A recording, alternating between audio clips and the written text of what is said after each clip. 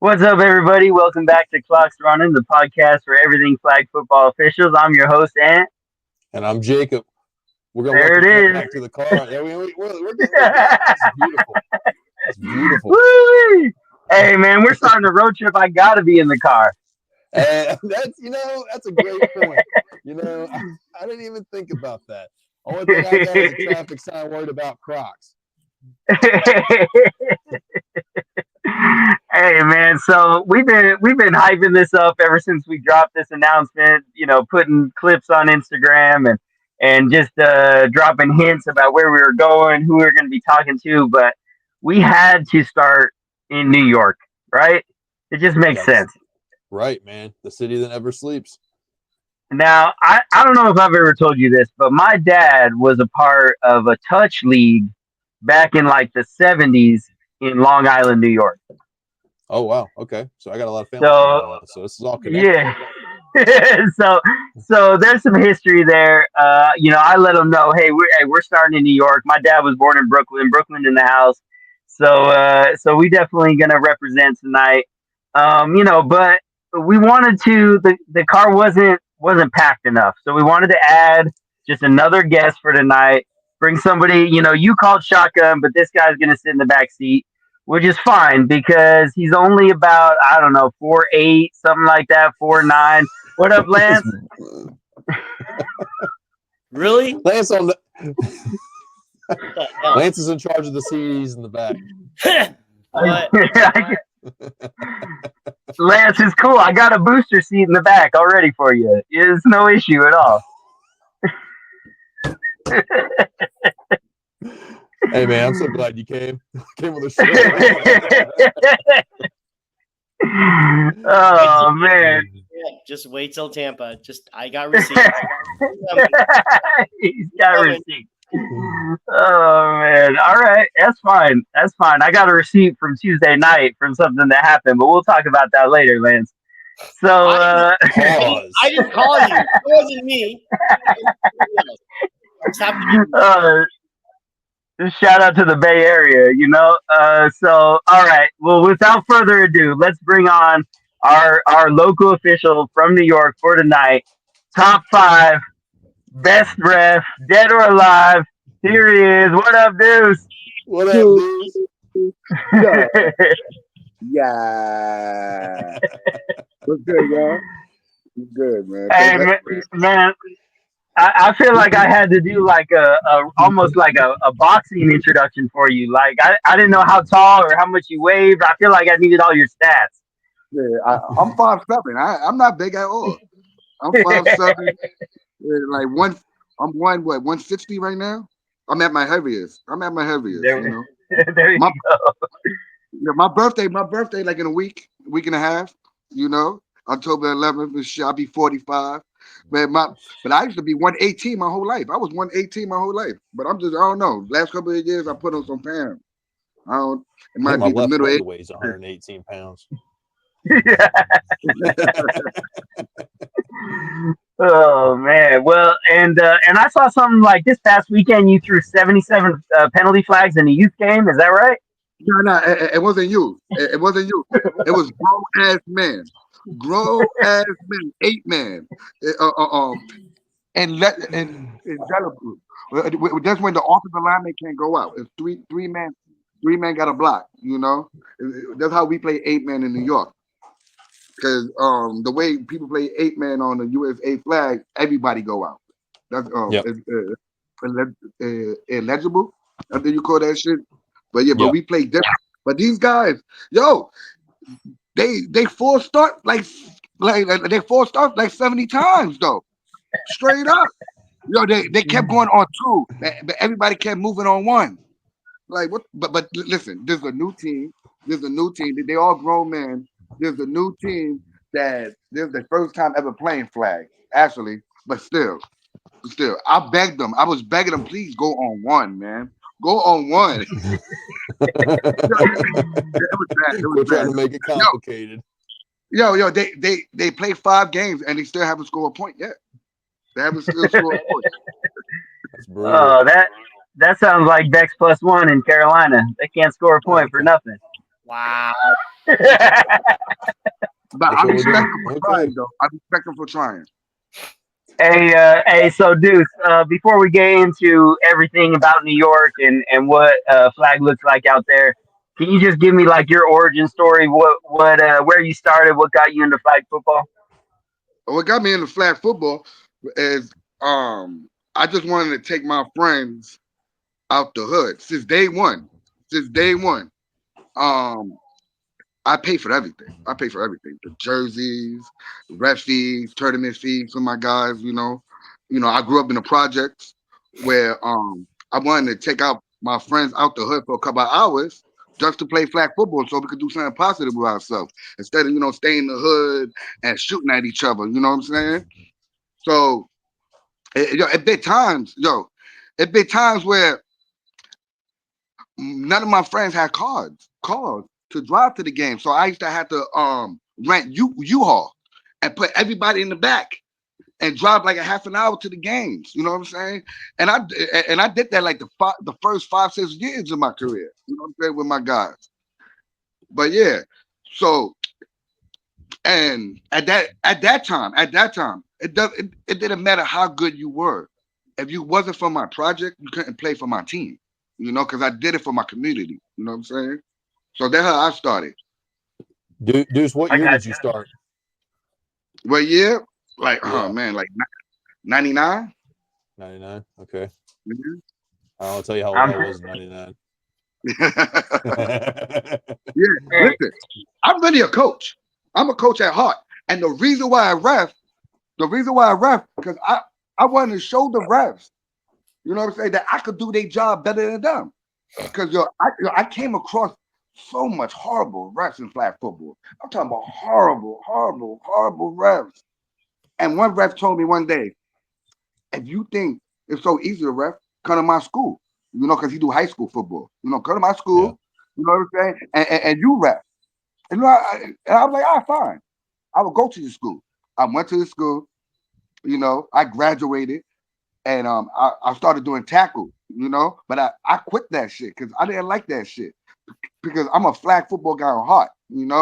So instead of doing tackle, I started doing flag now. And I started with the high school flag. I transferred from the tackle to the flag. Right. So when I transferred that, I was doing that a couple of years, and they made me head ref for New York City Charter School, high school out here. Right on. Right hey, on. so it's something I always think about, Deuce. Is you never want to forget where you're from, and I appreciate you talking about bringing guys out to projects. That's something that's close to my From heart. When I Dykeman was when I Projects. was They growing up. said I'm from Dykeman Projects. Well, we got the best street ball tournament in the world. We took over Rucker Park. Straight up. So yeah, so where'd you grow up? In Dykeman. That's Upper Indictment. Manhattan. That's New York There you City, go. Upper Manhattan. You know. There you go. So you started as a coach, then you went into officiating. Now you do a little bit of both, right? Yeah, I do both because I coach next month the 9-man circuit, and we going to Rhode Island. I'm taking my crew to Rhode Island and try to win the championship. And to me, 9-man is to me personally, I think it's the highest level of flag football. It's the hardest. It's the hardest. It's even harder than the USA team. None of the USA team could play 9-man, and they'll be regular players in that level. Straight up and down. But it's a contact sport. But if the NFL guys try to play the flag guys, the NFL guys will kill them. You know what I'm saying? But if the NFL guys try to play the non-contact guys on their sport, then I got the USA guys winning that. Because the USA guys, they know how to play their style, and I believe the NFL guys won't be good unless they play a contact sport. Lance, how do you feel about 9 men? We don't have 9 man out here. I've seen it a couple of times down in when they were doing it a showcase. Um, I It's just different. To Deuce's point, it's a very physical game. I will be the first to admit never will play it. and you guys can have that all day, every day. But it's an interesting concept. I mean, to Deuce's point, it is closer to tackle than you will ever get without being in a tackle format. But yeah, that format is not something we would ever we see out here. So kudos to you guys on the East Coast to keep it alive, and kudos to you guys for keep playing it. And see, for example, guys like Everett Holiday and Bruce Mack, right? They are superstars in non-contact, superstars. And 9-man, they're just regular players. They're just regular players. They're not superstars over there. You know, they good, but they not superstars. How they are superstars in non-contact. You know. I know. Bruce plays with Main Event. Who does? Or no, he plays with. Is it Main Event or the Cobras? Yeah. He switched over to Main Event. He played for a couple of teams that he switched over, but playing the Main Event was winning since Bruce Mack was in Pampers. You know, they're legendary. They're legendary. You know, everybody go over there to win championships. You know what I'm saying? I even was with them and won a championship in Vegas with them. You know, in 8-man over there in USA Flag and shit. But Main Event legendary. And every holiday he was playing for the Bulldogs. He was playing for Main Event but I don't think he ever won. I don't think he ever won a 9-man tournament. Every holiday he tried, you know, but he did good, but he didn't win it all. It's a different game, man. So Jacob, has there been any 9-man that has gotten into the Carolinas at all, or so there was a 9-man league in Charlotte for a little while back in the early 2000s, and I think it kind of, unfortunately, with a lot of like a lot of the other areas, it kind of phased out. And Deuce can kind of speak to this a little bit more, but 9-man's kind of stayed, like the nucleus has stayed in the Northeast, and that's. There's probably some other some spots that still play it, but it's not. It's more like what's the word? It's very spotty. I would say the Carolinas had it for a little bit, but not near what they're used to with the 9-man circuit. Yeah, and I grew up in Colorado, Deuce. I played 8-man. That's what how I got into flag football. I was playing 8-man. I was a D lineman. Sometimes I was on the O line, but so 9-man was something we never saw as well. The only exposure I've had to it, besides seeing it online, is Tampa this past year, and I could hear your voice from like 3 fields over, hooting and hollering, saying everything you had to. So I just I want to talk about now New York and what that looks like. So you talked about 9-man, 8-man. What's the history about? You said you were involved since '99, but what's the history of flag football in New York? Uncle George Higgins. Uncle George Higgins. He's like the godfather of New York. He had everything. He had Long Island. He had the Westchester area. He had the Albany area. That man had over 1,000 teams, all put together. He been doing this since the 70s, though. Uncle George Higgins. Wow. Where we play at right now, guys, is a new league. Like they actually fought. The worst thing they did was got rid of Uncle George. It was some guy came over and said, listen, they try to he tried to convince that he can make a better league than George, because they were trying to say, oh, George don't do no social media and stuff like that. So people in New York left Uncle George, my area, the Westchester area. They left Uncle George and made a league, and to me, they made it a lot worse. They made it a lot worse, and they got this thing out here now named Scam-Mook. I call it Scam-Mook, right? They fucked up the local leagues and they fucked up what's the meaning of a real flag football champion is, because every month is 1,000 champions now. You know what I'm saying? Same thing with USA Flag. Every month is like 1,000 champions. So your league, your local league, which guys used to wait probably years to win a championship, is watered down now. Being a flag football champion is it's a watered down thing. Back in the days when you won a championship, like to me, it felt different. Because now you can win a championship every month. We could go here, we could go there. You know what I'm saying? So do you think there should be less opportunities to play and let it mean more? Or do you think people should I be able don't to think. have? Yeah, I'm just asking. Yeah. Nah, I don't think that because guys is having fun. I Right. just think that just saying and like everybody showing their rings and everything. I just think Yeah. like it's watered down. Being Sure. a flag football champion is a watered down thing. Everybody's a flag football champion these days. Back then, when you won it, like it was something because you waited Yeah. for it. It wasn't no tournaments like that.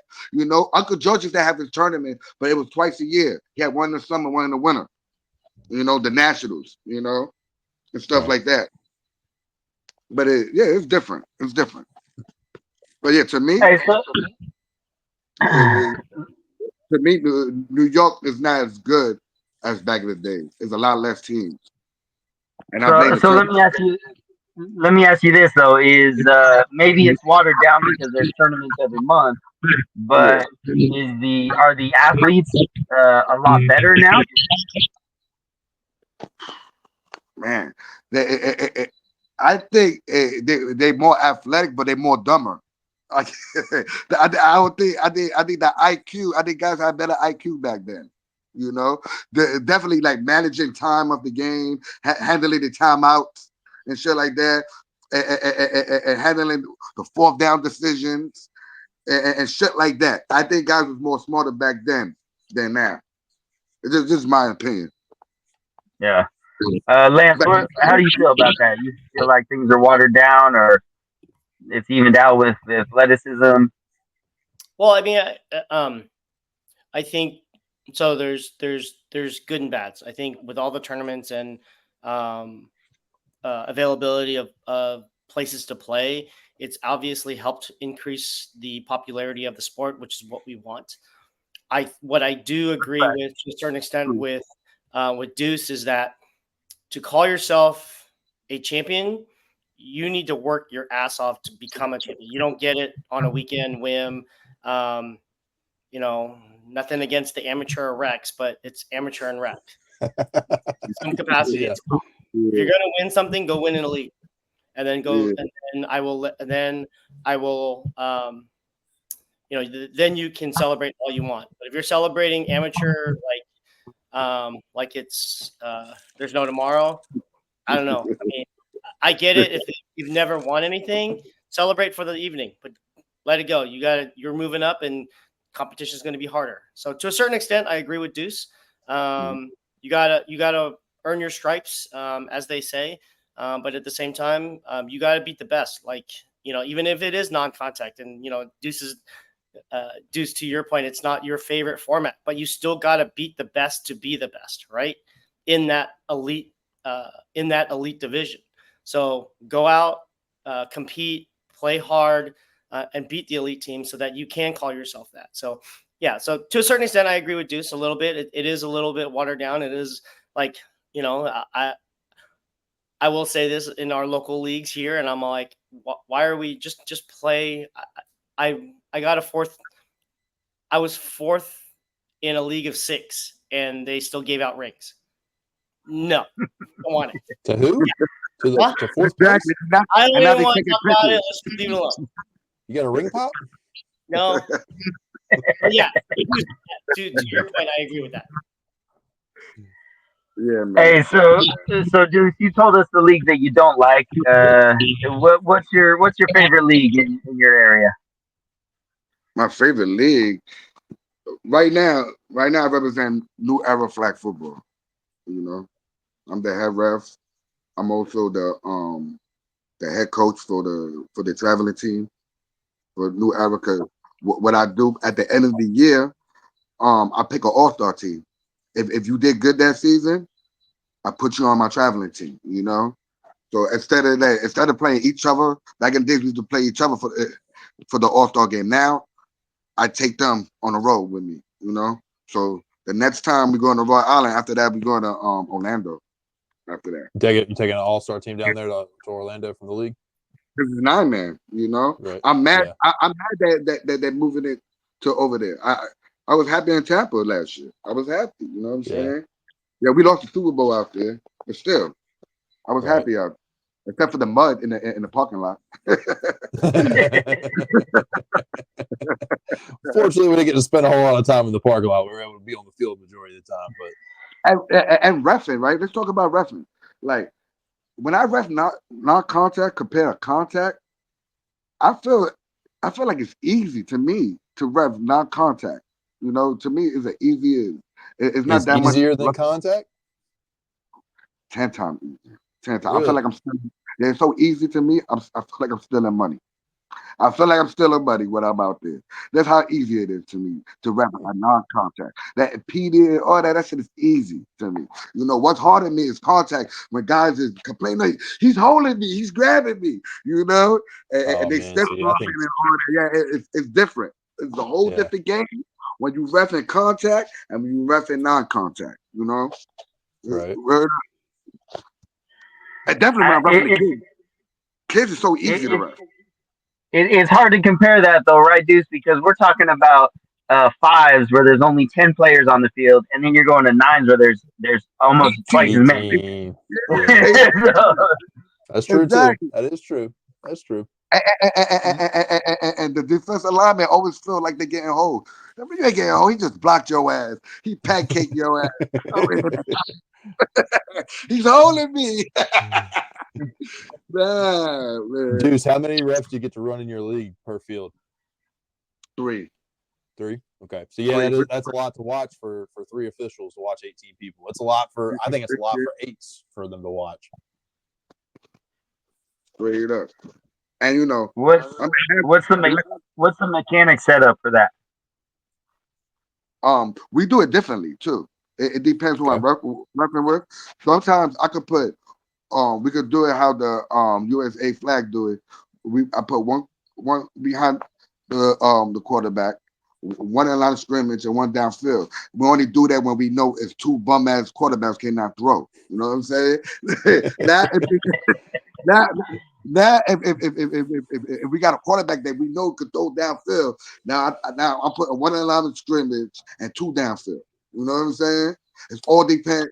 It all depends. I adjust, and I do that as a coach when I coach. When I coach football, it all depends who I'm playing. I might play a cover 2. I might play a cover 3. You know what I'm saying? I might play man. It all depends who I'm playing.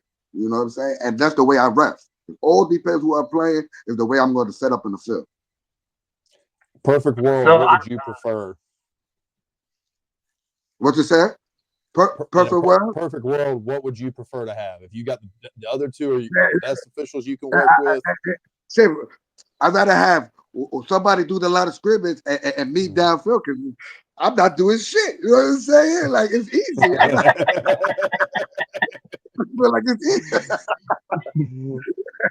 Yeah, it's good. And plus, and from there, I could, if we put one on the line of scrimmage, one in the middle, and one in the back, right?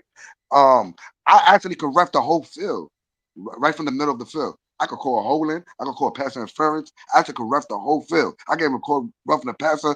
That from right there, I could ref the whole field straight up because I could start from the line of scrimmage, then drip off. You know. Right. Hey, so Deuce, Lance, he still plays in the leagues in his area. He plays, and then some nights he refs. He gets a lot of flack for doing that. Do you get a bunch of flack for being a coach and a ref in the same league? No, I don't coach in my local league. What I Oh, do okay. is, like I said, I take the all stars from my league and I travel with them. You know what I'm Yeah. Okay. saying? So so you're outside of your own league. Okay. Yes, I got you. yes.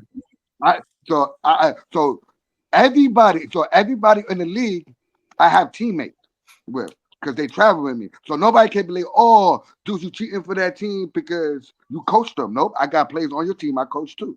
I coach everybody. You know what I'm saying in this league. Straight up. So that's why I make sure I get players from every team to travel with. You know what I'm saying? So when I go ref, they can't say, "Oh, I'm cheating for this team," because no, I coach both teams. You know what I'm saying? The All Stars. Lance, you ever thought about putting an all-star team together to travel the circuit? Couldn't deal with the egos. That's that's what made me the greatest flag football coach ever. You know what I'm saying? I'm top 5 flag football. I'm top 5. I'm not the greatest ref. I'm top 5, but I'm the greatest flag football coach. You know what I'm saying?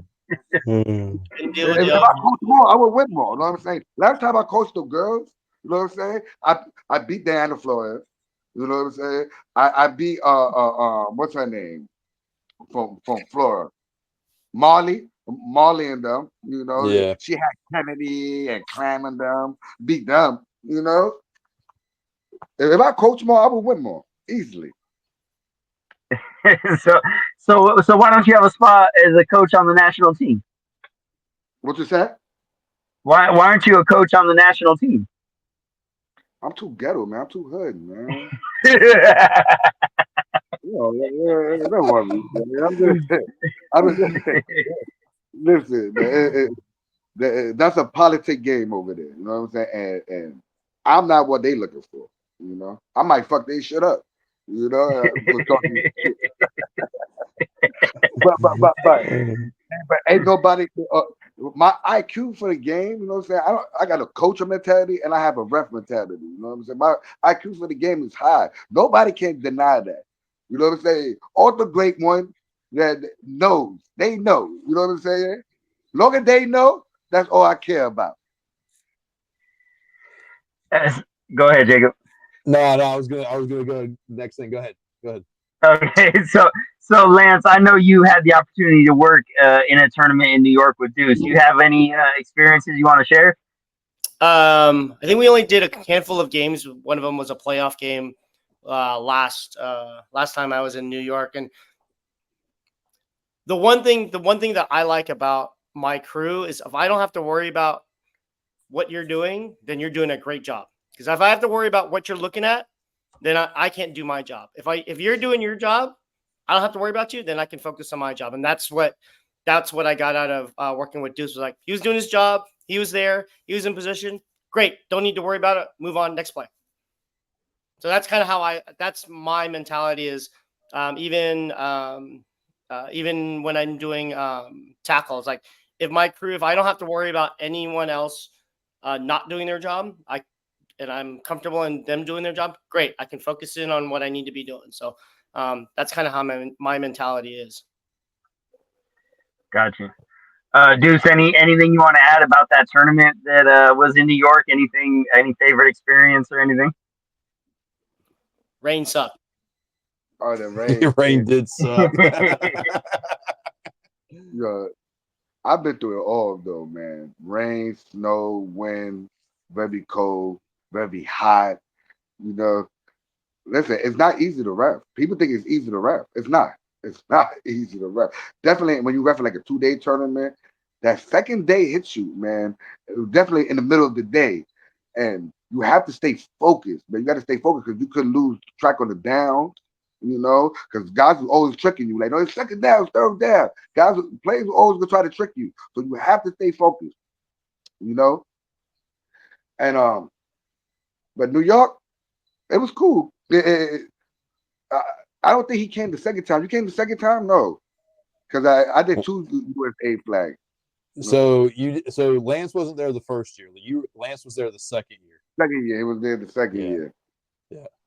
Yeah. The second year is where we had that Sunday where it poured the whole day. It was miserable, man. Underneath that bridge water runoff. Oh man. But the view was beautiful. Oh, I actually absolutely, man. By the end of the day, it was I great. do my high school flag games in there on that field. Oh, really? Yeah. Yeah, I mean the park's really nice. I enjoy it. Aside from the weather. The only thing I thought about, listen, I felt like I was the greatest ref that day. You know what I'm saying? I always felt like that. My confidence always high. You know, and that's why I feel like I'll probably do good because I always come in with a lot of confidence. You know, Yeah. You have to have confidence doing this shit. If not, you're gonna fuck up. Yeah. Hey, no, it's definitely a good time. Hey, but here's my issue. This is if you're saying you're the greatest on days when guys like Lance and Jacob are around. You're saying you're the greatest top five dead or alive, but you haven't officiated at the World Championships in Tampa.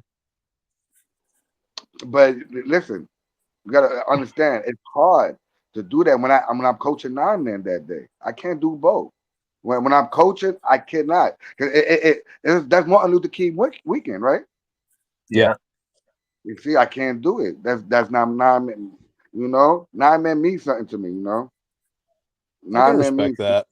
Yeah, that's the only thing right now I could coach. Everything else, I'm refing. Everything Yeah. else, I'm refing. I had to leave something open for me to coach because I still love the game. I still love the game. I mean, you only play. There's only like 2 games a day, though, right? No, it's 2 games, then 4 games in the end. 6 games. It's a I lot just of feel like time. there's a lot of time where you could drive down to Tampa and get your Not only stripes that, on, man. not only that, because I bring a camera crew with me always. I make my guys watch film and everything. I really take this as serious when I'm Oh, okay. coaching. I Straight got up. you. Listen, it is crazy. When I'm refing, I protect all my refs. Definitely, you ref on my field. If you refereeing me, right, and a player cursing you out or trying to talk to you some type of way, I'm throwing a flag. And then you'll do. I'm not even talking to you. So what? If you can't talk to none of my refs like that on my field. You know what I'm saying? This is church. Treat it like it's church. I always tell them that. Treat it like it's church. It is straight Dang, up. I wish Lance took care of me like that. You know, you know, Lance don't ever have my back on the I field. don't let no players be disrespectful with anybody, and I don't give a fuck about rep fucked up. You still can't get disrespectful. You know what I'm saying? Straight up. No, hey, for reals. When I've been refing in the Bay Area, because Lance knows those players so well, and so they get a little too friendly with them, and they start cussing them out. It hurts my feelings. In my heart, I feel it. And Lance is like, he just doesn't listen to a single word they say. It's amazing. But you know what I do, right? Because and back home, right? Back home, they record every game. So every time somebody complain, I go back home and look at the film. And when I write, I post that shit and start arguing online. I told you, you flag guarded. Look, look. I told you it was bumping the passer. You was cursing me out there, right? But look, you got low football IQ. Look. Learn how to grab the flag without hitting the quarterback off. Yeah, I talk mad shit on Facebook. I pop back with evidence. I pop back with evidence. Straight up. Lance, you have some thoughts? I always got your back, Ant. I know you do. I know. I've learned to, Jacob and Ant know this. I've learned to ignore a lot, but to your point, Deuce, I respect that you take care of your refs. Where in your crew, if you feel if one of your refs is not being appropriately being talked to, then yeah, it is your duty to protect them, and I respect that, and I'm all for it. It's as you know, like shortages of refs is a nationwide thing. So trying to get folks to be interested in it, like you don't want to get yelled at, you don't want to have that in your face. So to eliminate that and make it so that refereeing can be fun, keeps you in the sport, keeps you active. Protecting those refs that you have in your crew, that's huge, and I'm happy to hear that. So kudos to you. But Ant, you and me, we whatever, it's all good. Oh man, dude, you know what? I gotta tell you this about Lance. Me and him, like every time I'm on his field, I bring issues to his field, and so I know he is so tired of dealing because it always happens. I will come up with some crazy flag to throw, and it's somewhere in the rule book that nobody else knows, and Lance just has to have my back, and he's like, I'm not so upset. So my thing, normally my thing is one, don't really care because the clock's rolling. So I don't care. Two, you're gonna have to explain this rule because you're the one, you know it better than I do, and I'm just gonna say he made the call. Let's go. Put the ball down, mark it off. Let's go. I don't have time to argue. If you want to argue, great. It's gonna be your clock, but we got to go. So, yeah. Deuce, what's the one penalty you feel like you call more than any other official that you're around that nobody else calls? Illegal contact downfield. Okay. Yo, because if definitely in my league, because you could 5-yard bump, right? But guys like to bump you 10 yards, 15 yards downfield. You can't do that. You got 5 yards to do it, you know? Yeah, you can't do it, man. Illegal contact, man, downfield, man. You got to watch out for that, man. Because definitely, if even in non-contact, when you only got 2 refs out there, smart players know the blind spots. They know that the ref can't look at everything, but one ref got to look at the quarterback, you know, and the other ref is doing the 7 yards and got to look at the secondary. Sometimes you can't see the whole field with 2 refs, you know, and it's very hard. It's very, very hard. Straight up. If you doing 2 refs, you setting your refs up. You setting your refs up. You know what I'm saying? The refs have to be good, man. Yeah, Jacob, you're setting yourself up. You're setting up the trap. Yeah, you tell him, Deuce. Yeah, I'm telling you, man. I do 2 refs a lot. That shit is hard. That's just not easy. That's just not easy. Yep. And I mean, like, and I will say, there's times where like you don't have a choice. You know what I mean? You gotta make do what you got. Well, not even budget wise, just people available. You know, that's where you get like kind of a downside to it. But on the flip side, you know, it's like you said, like players will take advantage of it if you don't pay attention, you let stuff go. So no, it's cool. I'm always curious because like Ant's big thing is like if your flags aren't tight on your hips, he's gonna burn you every time. But I try to see what people call. What's the thing that you think you point out more than anybody? So I don't know.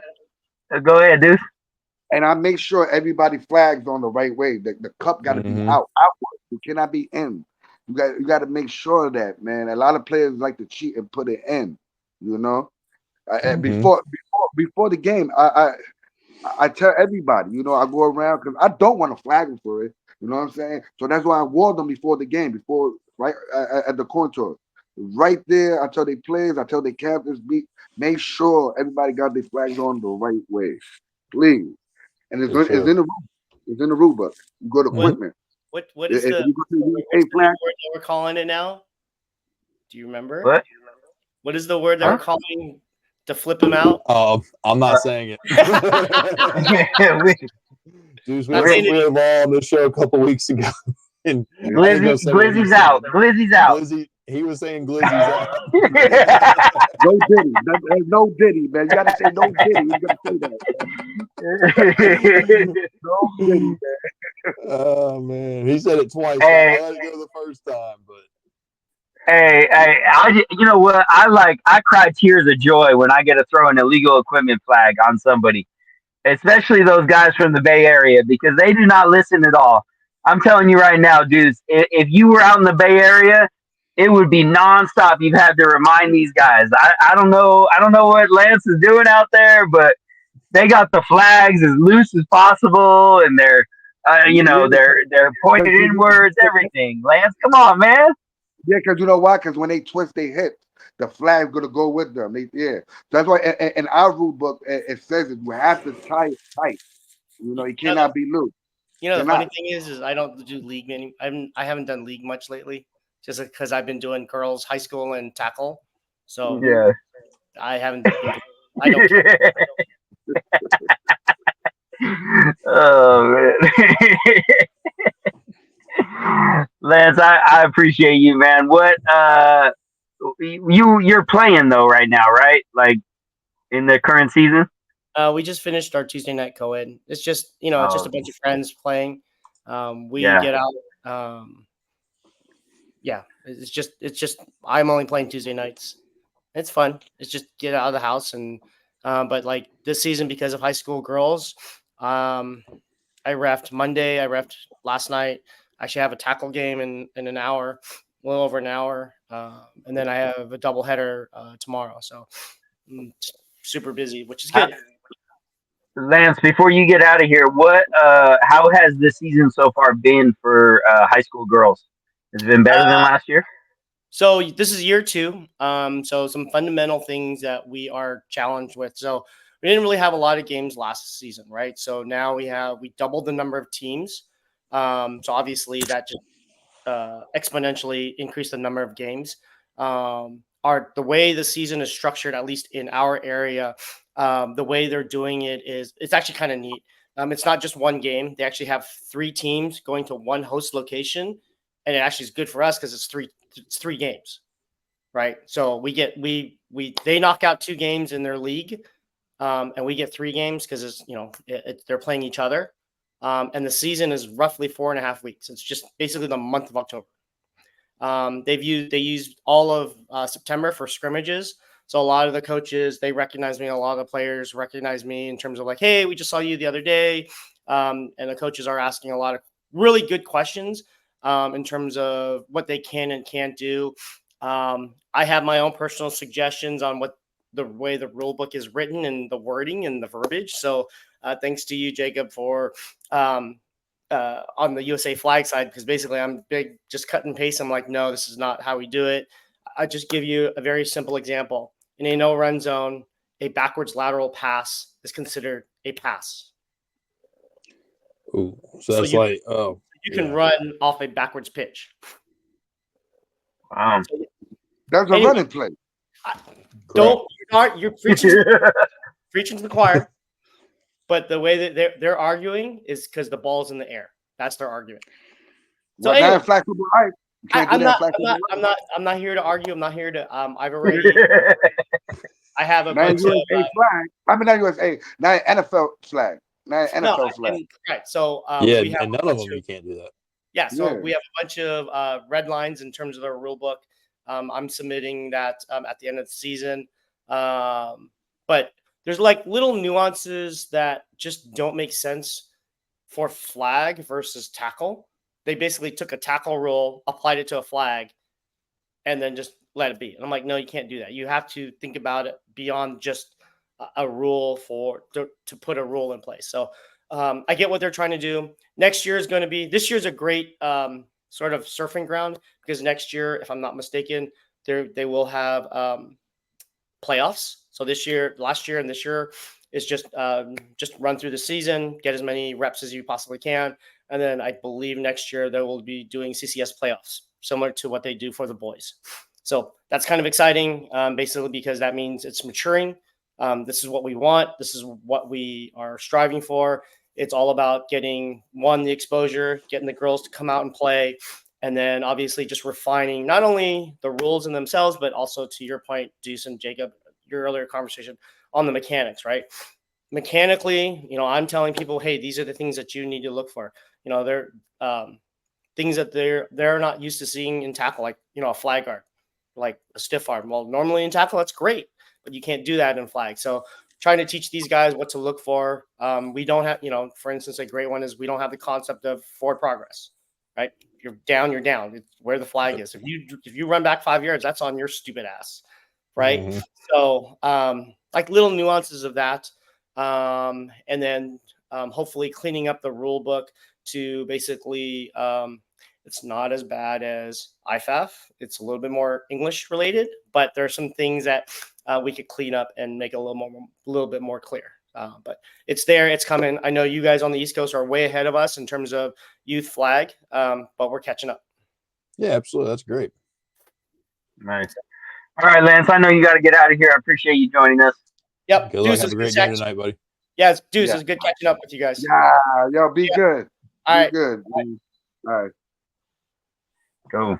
All right, dude. So I gotta hit you with a question, and I know you're not gonna like it, but let's say new era of flag football. The guy that runs the league, he sits you down one day and he says, "Look, we know 2028, the Olympics, it's gonna be 5-on-5 non-contact. We're turning our league into 5-on-5 non-contact. what team in your current league right now is going to easily convert over to that, and they're just going to become the winning team? None.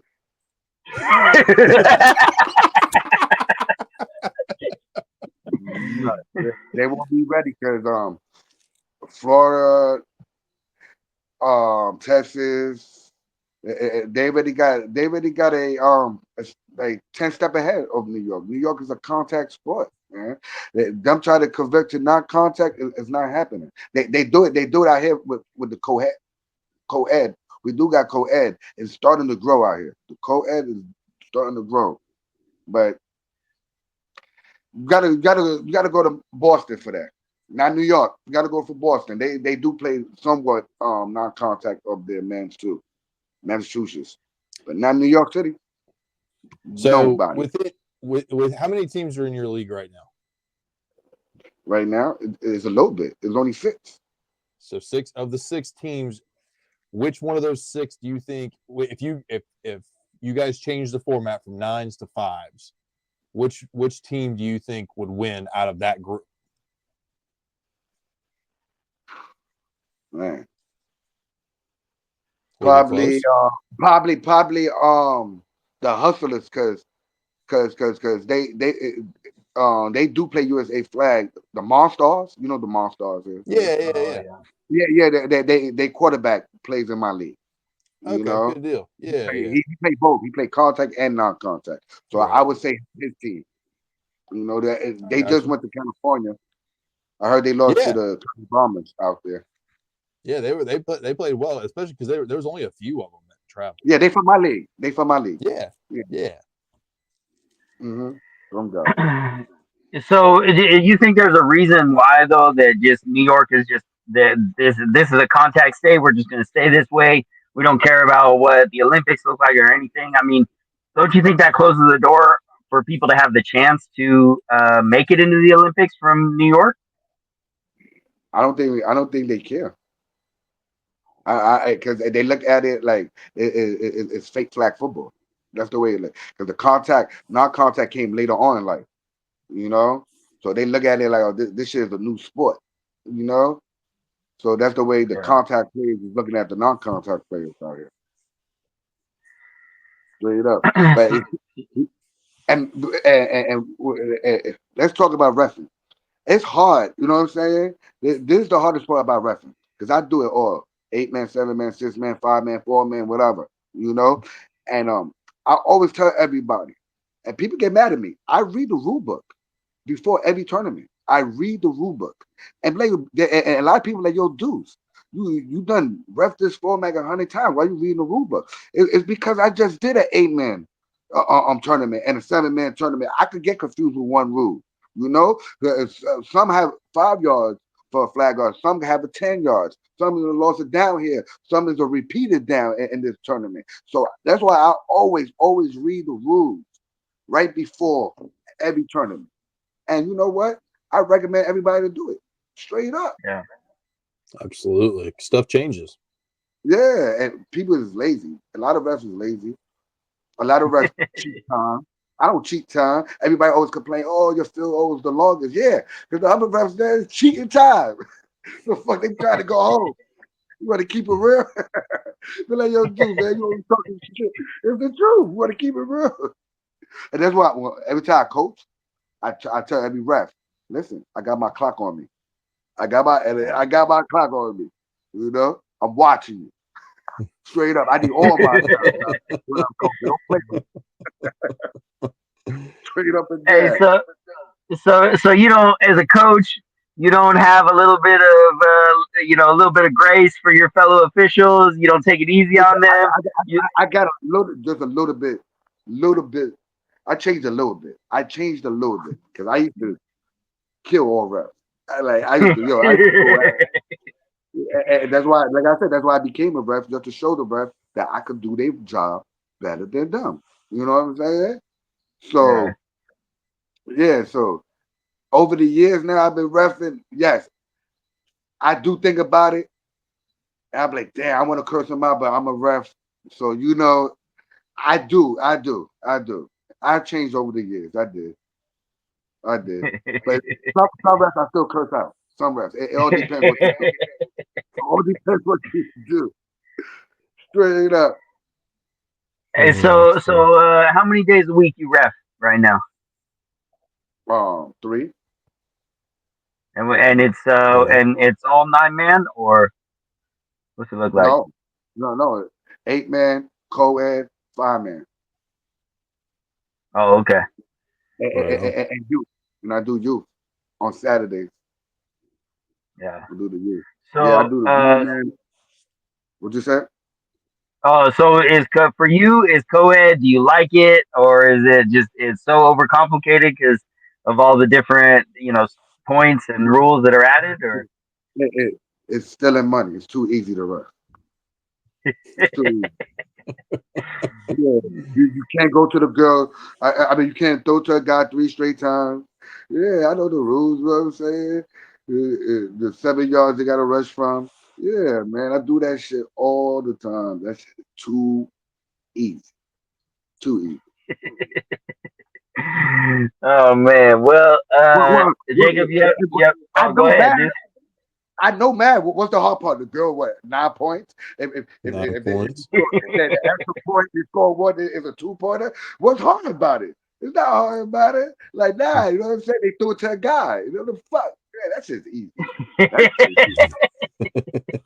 Oh shit, this is my camera.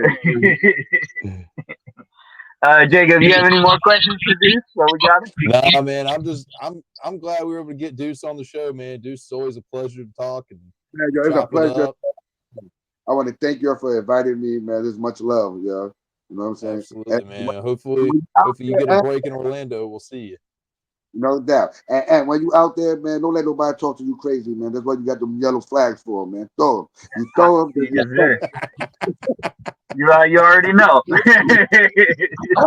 Listen, I don't want to do to you, but two of them kick you out the game. You know what I'm saying? Go. Then you come get me. I tell you right now, like I said, I'm like I know Lance and Jacob, they always got my back, but man, I cause them a lot of headaches when I'm on the field.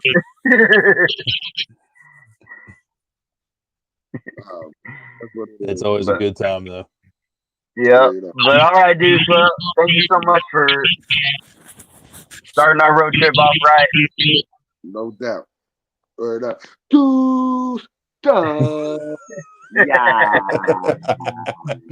Be good, man. Be good. Be good. There we go. Deuce does, man. What a blast. Oh man, top 5 dead or alive. That's right. I felt like we needed pyrotechnics. My introduction was not good enough for him. I mean, but I think you started off strong. Maybe having a little bit more details, get the height, the weight, be able to throw it all in there all at once. You got it all. Maybe the number of championships. Nah, Deuce is always fun. I've worked with Deuce I've worked two tournaments with Deuce.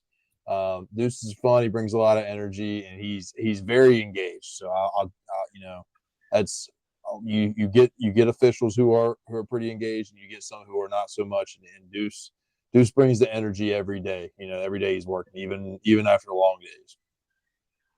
You know what? And I'm so upset because he brought up the year 1999. I didn't even get to ask him about Hennessy and weed. Oh, that was your year, man. Oh man, I got a middle school yearbook, 98, 99, man. That was a crazy yearbook. All right. Well, we've been posting clips recently with some things that have gotten a lot of attention. Player myths. We've talked a few, scenarios, rule reviews. So I definitely feel like players are actually starting to pay attention to what we have to say, which is awesome because ultimately, I don't want to throw a percentage out there, but I would say 98% of the players do not actually read the entire rule book before they play in a tournament. What do you mean? That's preposterous.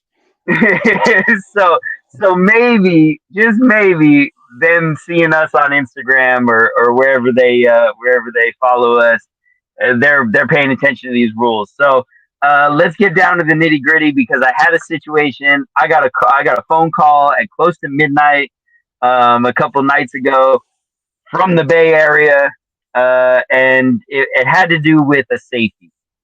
Okay. So I'm just gonna paint the picture for you, and answer what that was, and then if you can just explain, kind of the ins and outs of what constitutes a safety. Absolutely. So the scenario was, QB throws an interception, the DB catches it in the end zone. He does not leave the end zone, but he tries to pitch it backwards. Nobody receives that, and it lands on the ground in the end zone. So in that situation, is that a touchback or a safety? It's a touchback. So simply because possession, team A, we're going to use team A and team B here. Team A throws the interception into the end zone to team B. Team B begins their possession in the end zone, right? When we have a safety, the definition of a safety, this is going to paraphrase here, possession begins outside of the end zone and possession ends, the play ends inside of the end zone, which is, by a penalty in the end zone, by getting your flag pulled in the end zone, by, slipping and falling or dropping the ball in the end zone. Those would constitute things that are a safety. If you start your possession in the end zone, you can't have a safety, if that makes sense. The only thing that can occur is a touchback. The two common questions that come up with this, kind of like this, we had a lateral that went back, ball hit the ground, it's going to be a touchback. Okay, we're going to bring it to the 5. We're going to start. That's where the possession is going to start, or the next play is going to start. If a penalty occurs, let's say that the runner on team B, once they intercept the ball, they flag guard the end zone. Okay, possession didn't start outside of the end zone, so you can't have a safety because it's a penalty. What you're going to have is you're going to have a touchback, and you're going to assess the penalty from the touchback spot. So no matter where they're down at, that's where you would assess the penalty. I'm trying to think, is there anything else I'm missing with what constitutes a safety? No, I don't think so. I mean, I have a situation that haunted me. It was that Vegas Nationals where it was 135 degrees out, and my team was, I think we were in like the quarterfinals or something. It was a close game. The other team's in the red zone, and one of my DBs intercepts it. Oh man, I'm already jumping up and down on the sideline. I'm so excited. And he leaves the end zone and he goes back into the end zone and he flag guards. And I see the official signal safety. So I'm like, at the time I did not understand. I couldn't wrap my head around it. What do you mean? We just got an interception. Like, how are we getting penalized? You know what I mean? And the official just explained it to me. He said, look, he left the end zone. He went back into the end zone and then he committed the penalty. So, that we lost that game with, I think it was 5s or something. And, it'll always haunt me. I always think about that when I think about these scenarios because it happened to me, affected me personally. I think it's really kind of just breaking it down that way, that the rule of thumb is if the player has left the end zone and gone back into the end zone, whatever that looks like, if it's the snap of the ball going over the quarterback's head, well, where did the play start? It was outside of the end zone and went into the end zone. If it's a running back that gets a handoff and he's stupid enough to run backwards into the end zone and he gets his flag pulled, it's a safety because he started outside of the end zone. So I think you just got to kind of relate it to that. I think it's the same situation when, like there's if there's an interception in co-ed or on a PAT or something like that, people get confused because it's an interception. Well, we just need to relate that scenario to a normal offense. Yep. And just let things match up like that, and so I think that's where things get lost because right away you're like, oh, oh, a PAT, but they were only going for one. Why are they getting 2 points? This and that, all those things.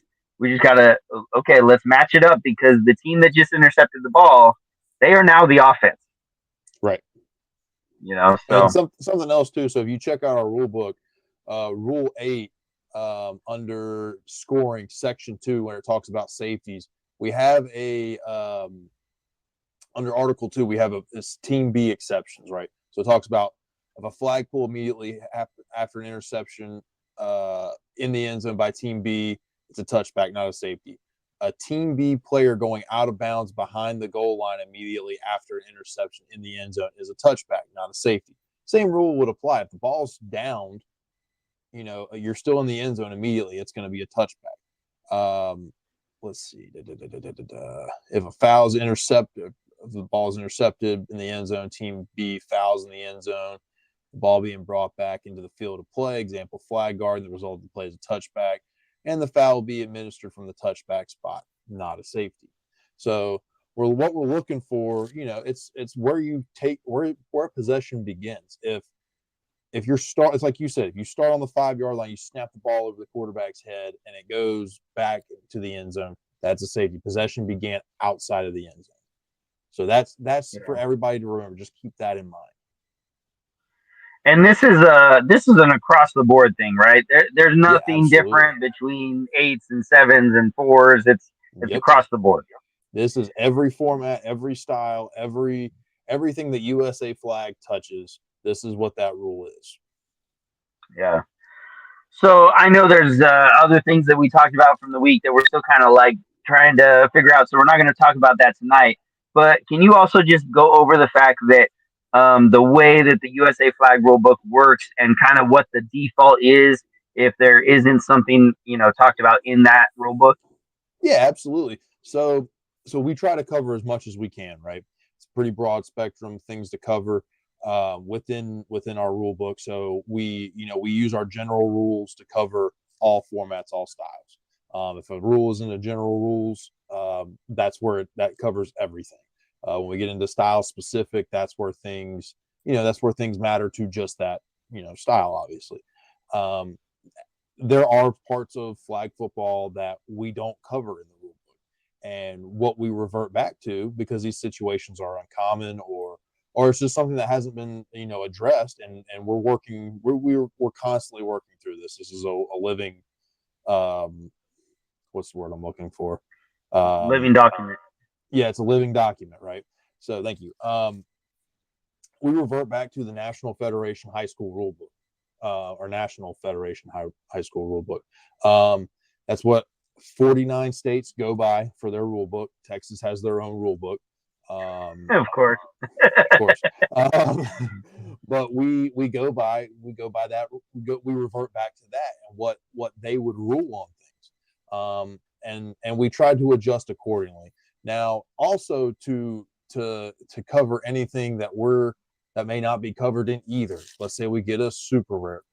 I'll give you a fun one. Well, no, that doesn't apply. But in the event we have a super rare rule that's not covered, we have in our rule book where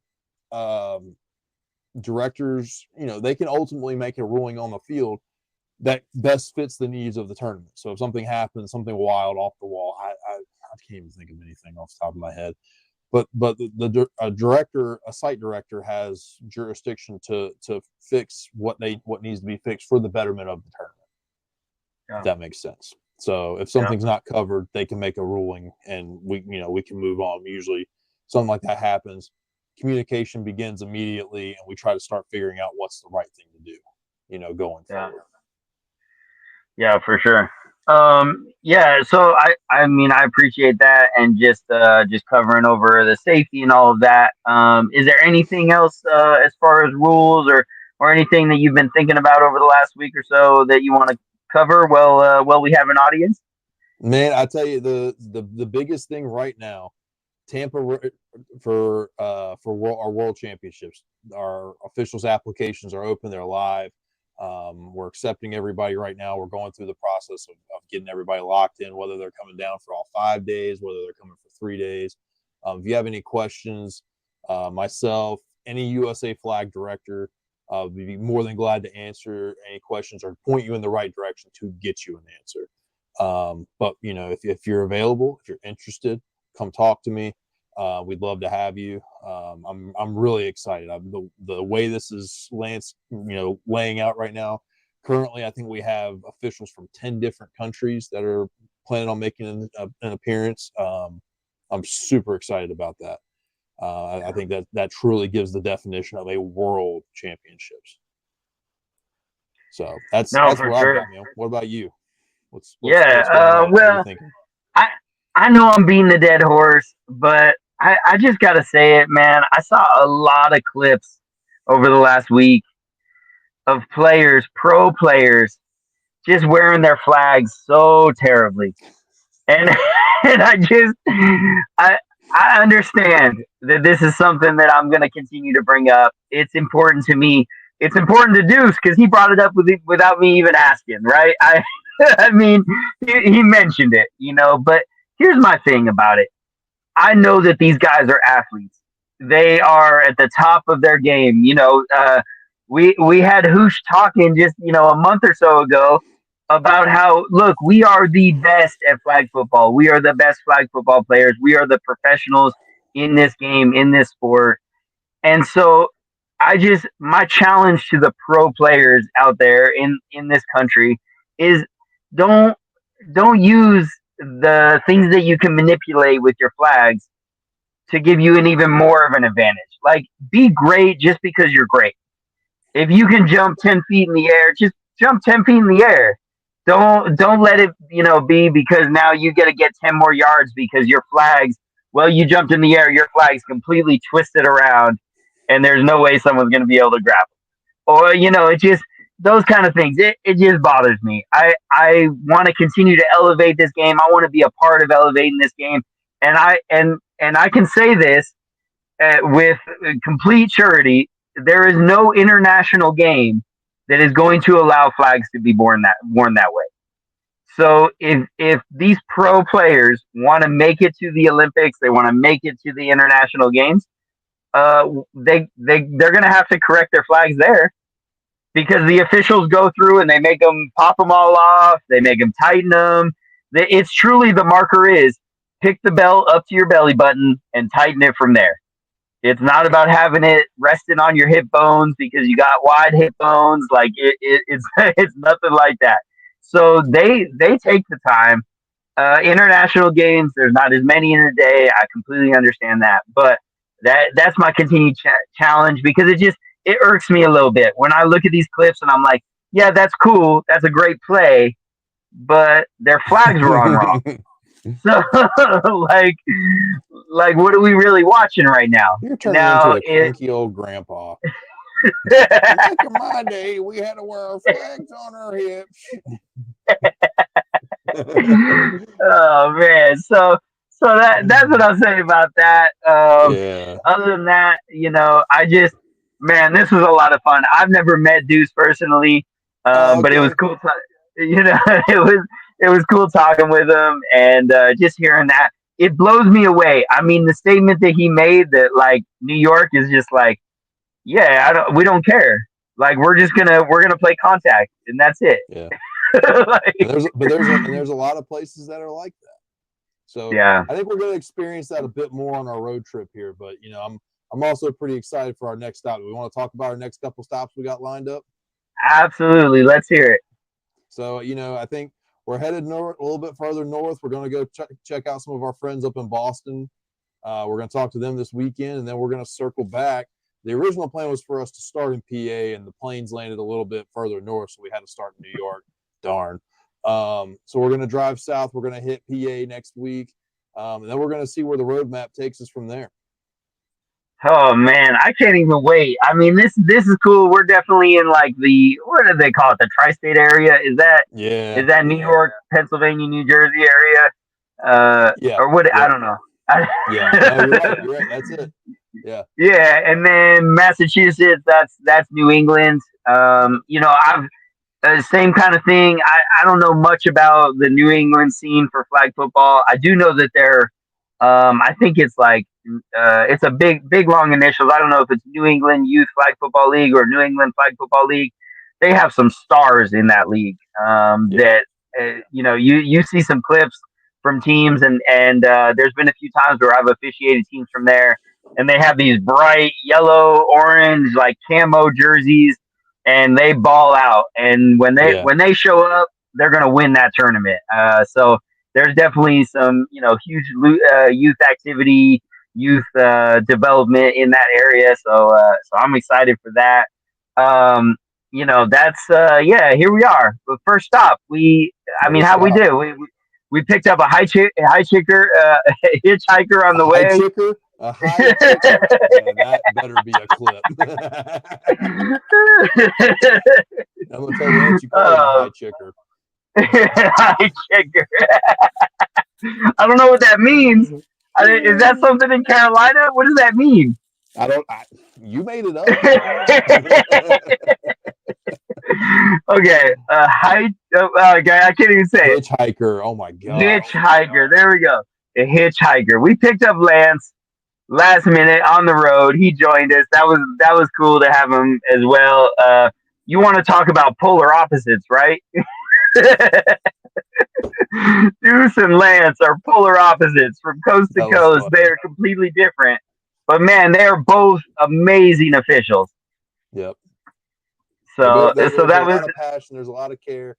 It's shown in different ways, but definitely they both care about their craft. So hats off to both of them. This was a lot of fun.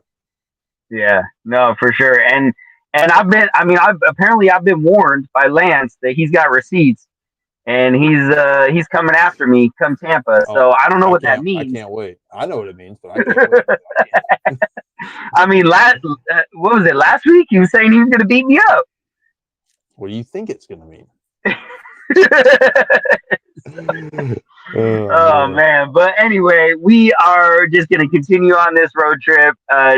Check out everywhere that you can listen to a podcast, because we are everywhere.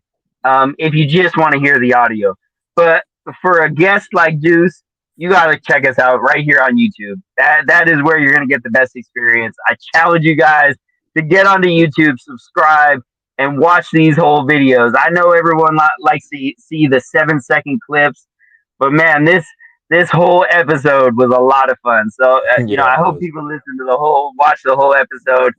If you don't, and you don't got the attention span to do that, check us out on Instagram, on Facebook, on TikTok, on Twitter, on Threads. We are all over that, and we continue to just show content, because we do want players to get better at understanding the rules. Ultimately, we're here to make the game better. And so if we can spend the next few months before Tampa preparing not only officials but players for what's to come, because this rule book is gonna be in Tampa. This is what you're gonna be experiencing. This is what you're gonna have to deal with.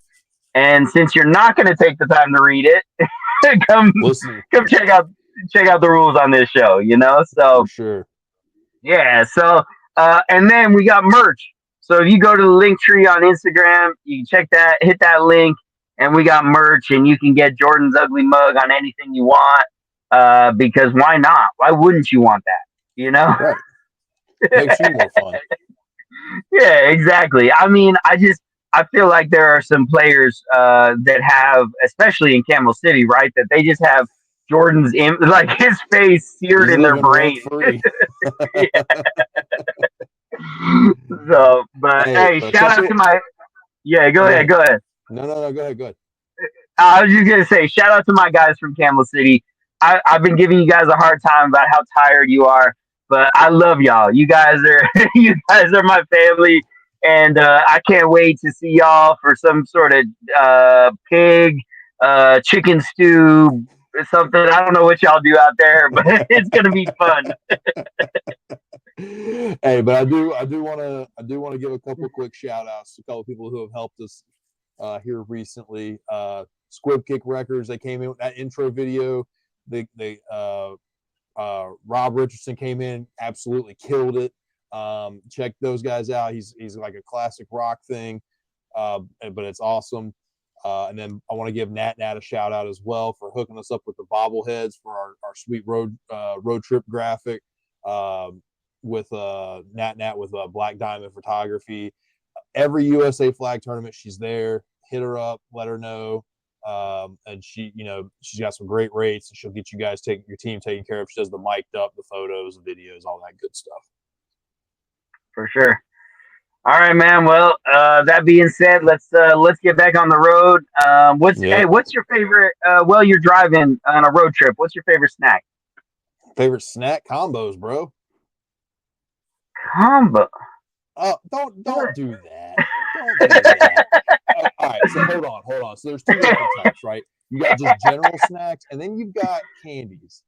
So if I'm going general snacks, I'm going combos. If I'm going candy, I'm going Skittles. What about you? Okay, so hold on. Let me just figure this out, because those are general things that you just said. Combos. Is there a flavor to it, or is it just a plain combos? Plain. I'm asking. I don't know anything about berries combos. in your potato salad. No, dude, combos. They're the little pretzel things with cheese in them. Those are the best. Okay. The cheddar cheese, like the pretzels. Those are the bomb. You can get the pizza ones too, and those are okay. Skittles. Do you need to give me a rundown on Skittles? I mean, there's like 7 different types of Skittles. Oh my God, there's only one kind of Skittles, and it's the original. Okay, my bad. I'm gonna say for me, all right. Now, if I got a little extra cash in my pocket, I'm gonna get some pistachios. I love me some pistachios. You're so bougie.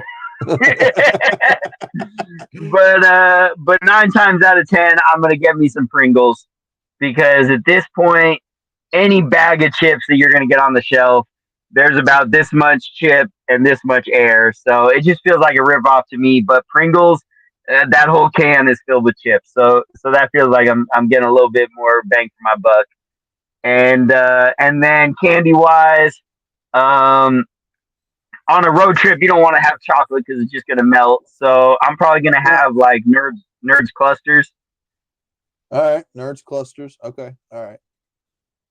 Well, why were you mad about me saying chocolate will melt? Chocolate won't. I mean, eat it. You don't have the AC going in your car while you're driving? Hey, you know, road trip with you. Hey, let me actually tell you this. This is something that is very brand new to me. Okay, so growing up in Colorado, we did not ever use our AC. So we either always had the windows down, or it's negative 14 degrees and you got to have the heater on.